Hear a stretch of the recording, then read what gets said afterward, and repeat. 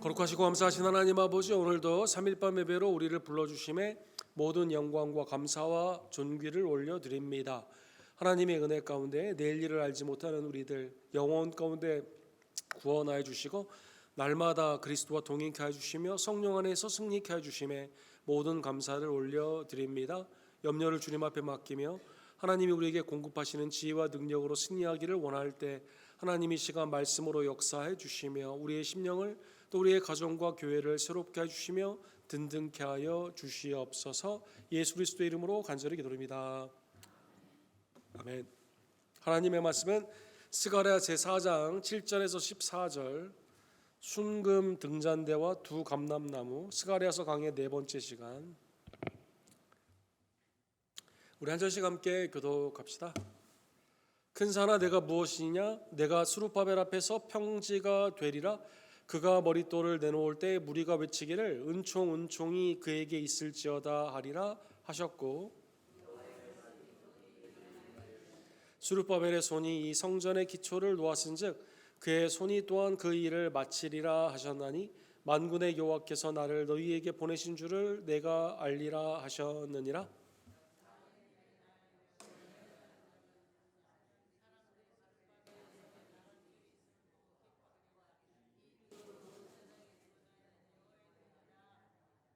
내가 그에게 물어 이르되 등잔대 좌우의 두 감람나무는 무슨 뜻이니까 하고,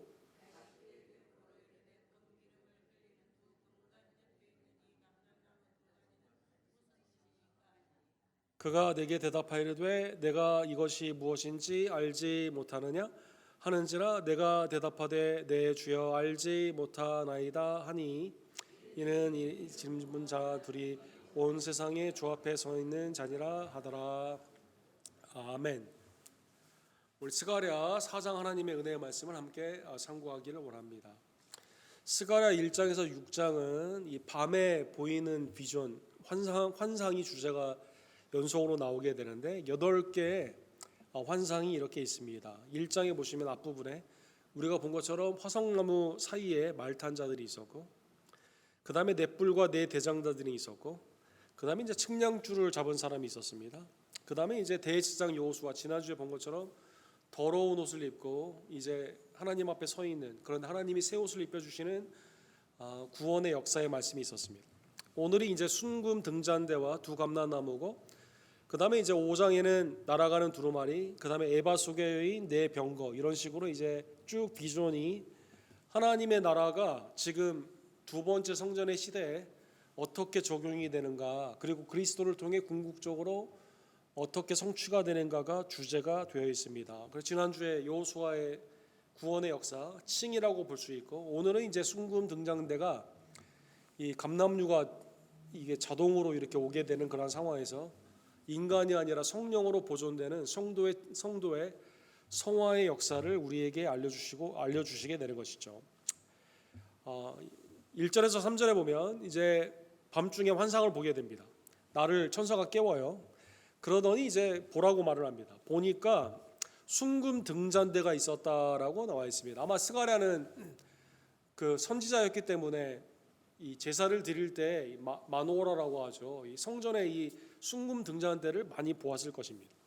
그런데 이 순금 등잔대가 전에 보았던 거와는 좀 차이가 있습니다. 그 위에 기름 그릇이 있고, 또 그 기름 그릇 위에 7 등잔이 있으며, 그 기름 그릇 위에 있는 등잔 위에서 7 관이 있고, 그 등잔대 곁에 두 감람나무가 있는데 하나는 그 기름 그릇 오른쪽에 있고 하나는 그 왼쪽에 있나이다. 그래서 이게 특이한 구조로 기름 그릇이 위에 이렇게 있고 위에 7 관이 이렇게 다 감람류로 이렇게 연결이 되어 있습니다. 그래서 거기에서 감람류가 저절로 이 순금 등잔대 이 불이 밝히는데 저절로 이 가운데 임하게 되게 되는 것이죠.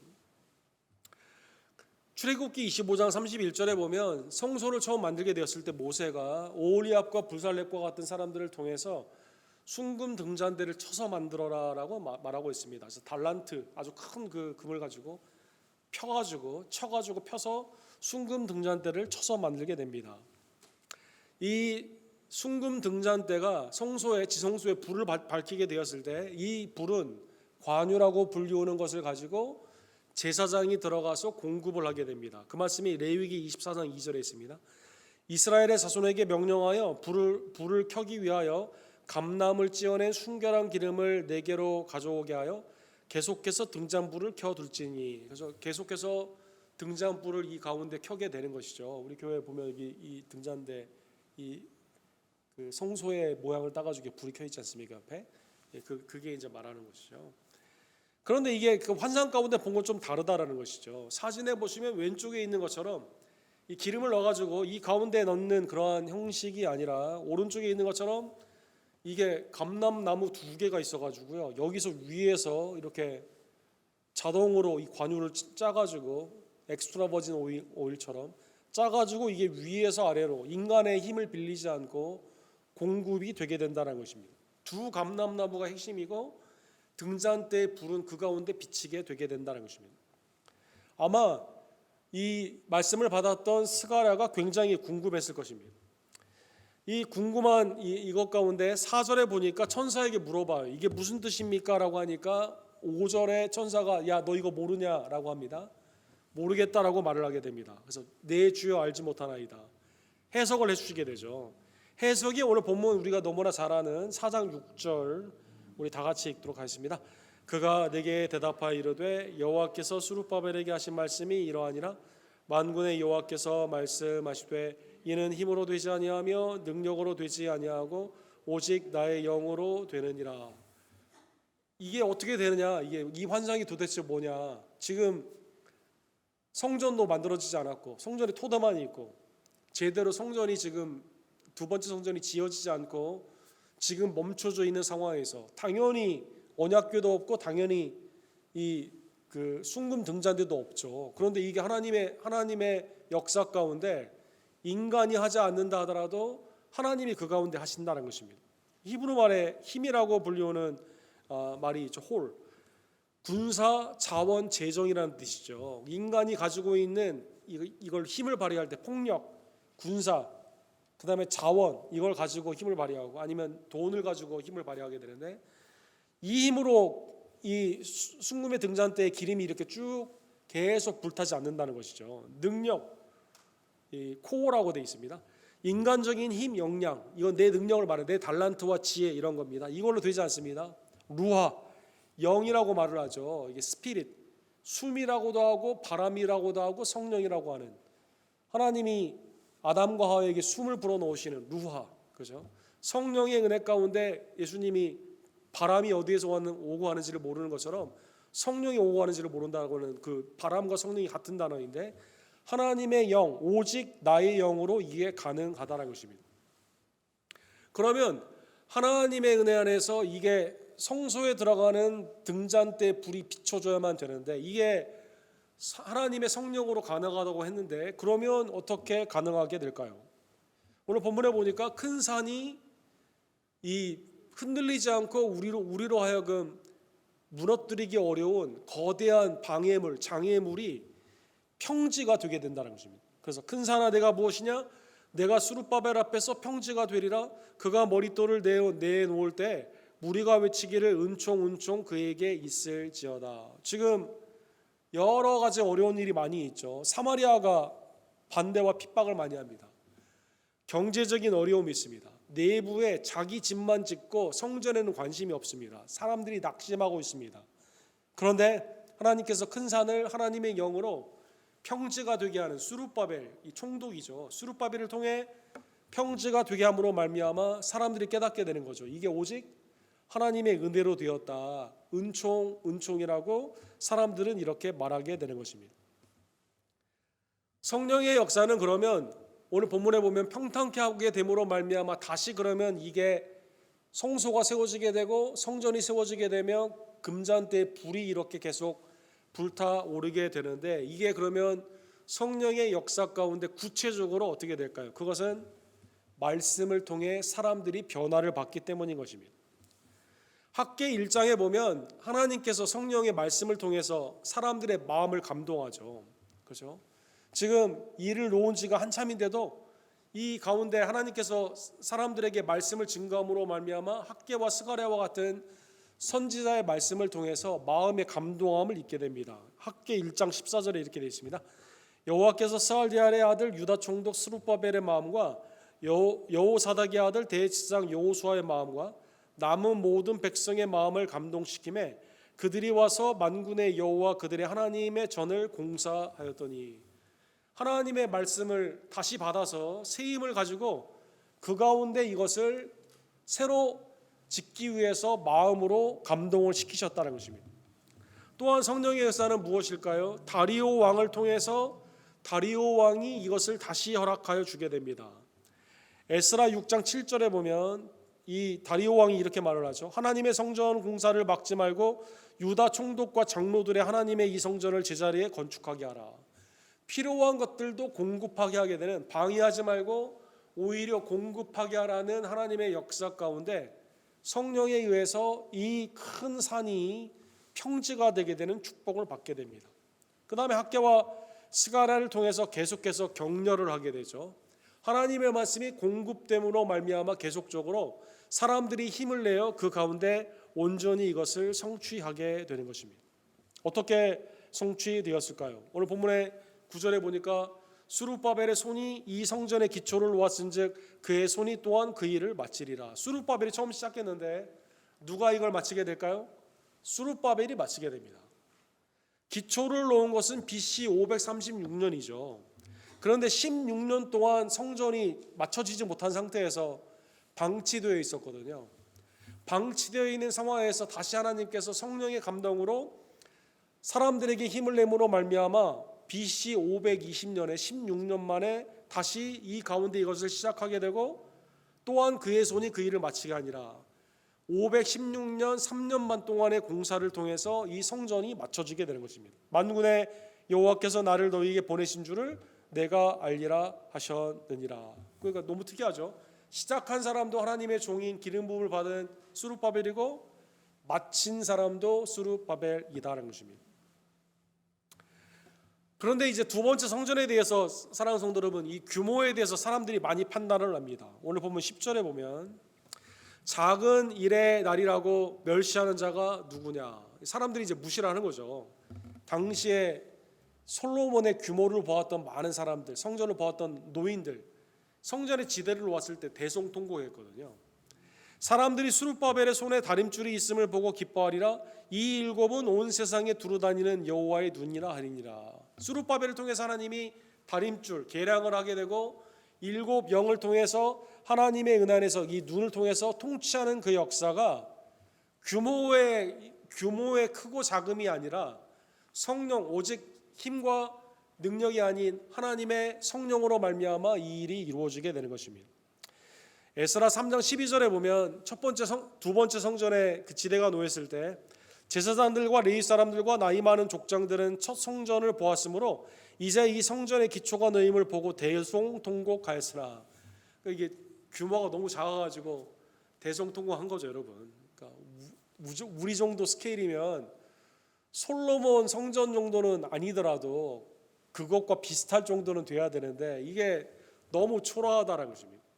그러나 성전을 지을 수 있다는 감격 가운데 여러 사람들이 기쁨으로 크게 함성을 지르니까 바깥에 있는 사람들이 이게 울기도 하고 이게 함성도 소리를 들은 것 가운데 통곡 소리도 들으면서 분간하기가 어려울 정도로 희비가 엇걸리게 된 거죠. 죄인인 우리들은 하나님의 전을 세상의 기준으로 판단을 하게 됩니다. 작은 일의 날이라고 멸시하는 자 누구냐, 그렇죠? 여러분, 그 올림픽 기념으로 과천에 있는 현대미술박물관에 백남준이라는 분이 이 TV 브라운관을 연결을 시켜서 한 작품이 있죠. 이게 밑에서부터 위로 30m까지 이렇게 쫙 올라가 있는 작품입니다. 그래서 처음에는 한 300대 정도로 하려고 했는데 이 기획하는 사람들이 이게 더 높이 있으면 좋겠다고 그래가지고 점점 많아져가지고 1003, 한국의 개천절이죠. 그래서 모니터가 1003입니다. 그 사람들이 물어봤습니다. 백남준 씨한테 이거 작품 이름이 뭡니까? 내가 원래 300개로 하려고 했는데 사람들이 더 많이 하자고 한다고. 그 다다익선.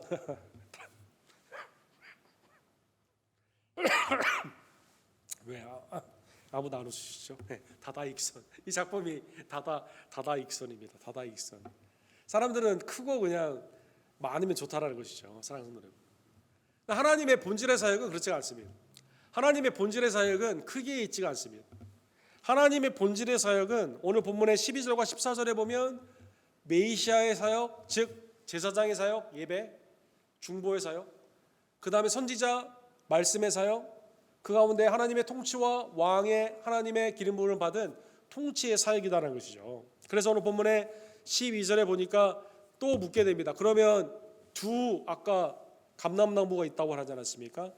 두 감람나무는 무슨 뜻이에요? 라고 11절에 스가랴가 물어요. 그러니까 12절에 이렇게 대답합니다. 그 금 기름을 흘리는 두 금관 옆에 있는 이 감람나무 두 가지는 무슨 뜻이니까 하니 이르되 이는 기름 부음 받은 자 둘이니 온 세상에 주 앞에서 서 있는 자니라 하니라. 그래서 기름 부음을 받은 두 사람을 의미한다는 것입니다. 당대에는 누구일까요? 당대에는 오늘 본문에 언급이 되어 있는 제사장인 여호수아죠. 여호수아. 그 다음에 총독으로 기름을 부음을 받은 다윗의 반차를 쫓은 총독의 기름을 부음을 받은 수룹바벨이라는 것입니다. 수룹바벨이라는 것입니다.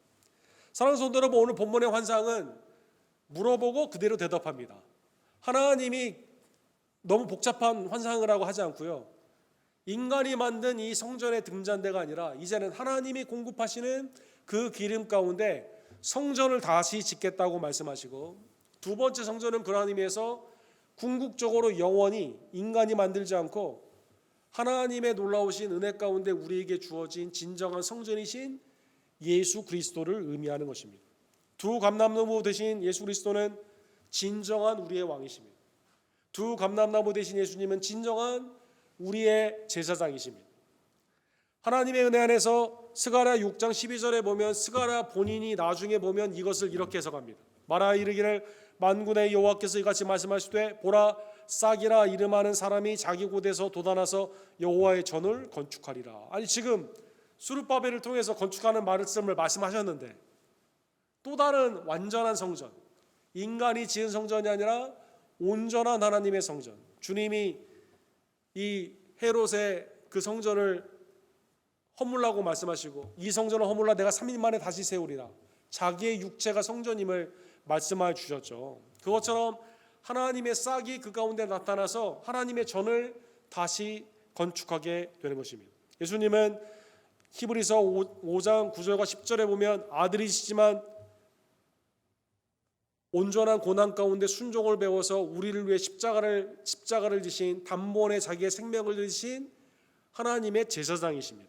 온전하게 되었은즉 자기에게 순종하는 모든 자에게 영원한 구원의 근본이 되시고 하나님께 멜기세덱의 반차를 따른 대제사장이라 칭하심을 받으셨느니라. 예수님은 우리의 온전한 왕이시며 우리의 온전한 대제사장, 우리의 기름을 부음을 받은 말씀이 육신이 되어 오신 진정한 메시아이시다라는 것입니다. 예수님은 오늘 본문의 말씀처럼 또한 그 감람나무 되신 예수님이 우리에게 뭘 공급하십니까? 성령을 공급하여 주시게 됩니다. 예수님은 마가복음 1장 8절에 보면 세례요한이 이렇게 말하죠. 우리 다 같이 들어있습니다.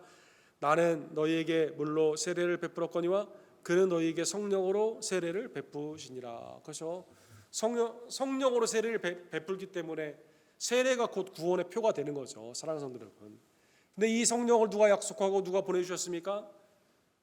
예수님이 약속하시고 하나님의 은혜 안에서 오순절에 아버지로부터 성령이 오심으로 말미암아 우리 가운데 임하게 되어주시게 되는 것이죠. 예수님은 요한복음 20장 22절에 보면 제자들에게 다시 나타나시사 이 말씀을 하시고 그들을 향하사 숨을 내쉬며 이르시되 성령을 받으라. 주님이 숨을 내쉬며 루아 성령을 받으라라고 말씀하여 주신 것입니다.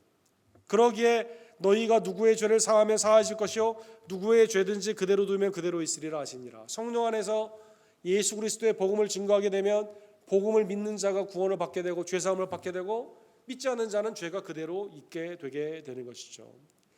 즉 이 등자는 오늘날 그리스도의 성령의 공급을 받는 오늘날 인간의 힘이 아니라 하나님의 전적인 은혜로 지탱이 되는 은총이요 은총이라고 말을 하는 오늘날 신약에서 주님의 참성전인 주님의 몸된 교회를 의미하게 되는 것입니다.